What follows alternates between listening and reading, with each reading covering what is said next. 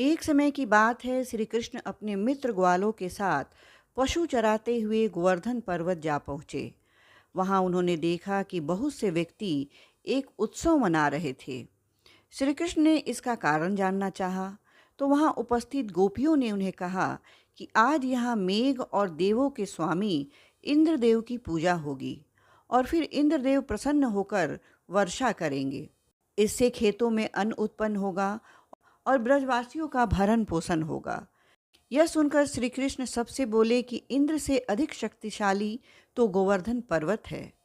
यह सुनकर श्री कृष्ण सबसे बोले, इंद्र से अधिक शक्तिशाली तो गोवर्धन पर्वत है, जिसके कारण यहाँ वर्षा होती है, और सबको इंद्र से भी बलशाली गोवर्धन का पूजा करना चाहिए, जिसके कारण यहाँ वर्षा होती है। इसलिए सबको इंद्र से भी बलशाली गोवर्धन का पूजा करना चाहिए। श्री कृष्ण की बात से सहमत होकर सभी गोवर्धन की पूजा करने लगे। जब यह बात इंद्र को पता चली तो उन्होंने क्रोधित होकर मेघों को आज्ञा दी कि वे गोकुल में जाकर मूसलाधार बारिश करें। भयावह बारिश से भयभीत होकर सभी गोपियां ग्वाले श्री कृष्ण के पास गए। यह जान श्री कृष्ण ने सबको गोवर्धन पर्वत की शरण में चले जाने के लिए कहा।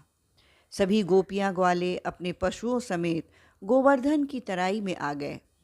इसके बाद श्री कृष्ण ने गोवर्धन पर्वत को अपनी कनिष्ठा उंगली में उठाकर छाते सा तान दिया।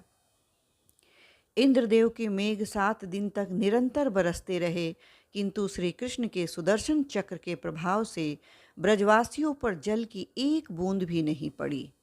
यह अद्भुत चमत्कार देखकर इंद्रदेव असमंजस की स्थिति में पड़ गए। तब ब्रह्मा जी ने बताया कि श्री कृष्ण भगवान विष्णु के अवतार हैं। सत्यजान इंद्रदेव श्री कृष्ण से क्षमा याचना करने लगे। श्री कृष्ण ने इंद्रदेव के अहंकार को चूर चूर कर दिया था। उन्होंने इंद्र को क्षमा किया और 7वें दिन गोवर्धन पर्वत को भूमि तल पर रखा। ब्रजवासियों से कहा कि अब वे हर वर्ष गोवर्धन पूजा कर अन्नकूट का पर्व मनाएं। तभी से यह प्रथा प्रचलित है और आज भी पूर्ण श्रद्धा और भक्ति भाव से इसे मनाया जाता है। ये थी गोवर्धन अन्नकूट पूजा व्रत की कथा। कथा आपको अच्छी लगी हो तो कमेंट सेक्शन में आप कमेंट ज़रूर करें। आप सबको गोवर्धन पूजा की हार्दिक शुभकामनाएं। नमस्कार।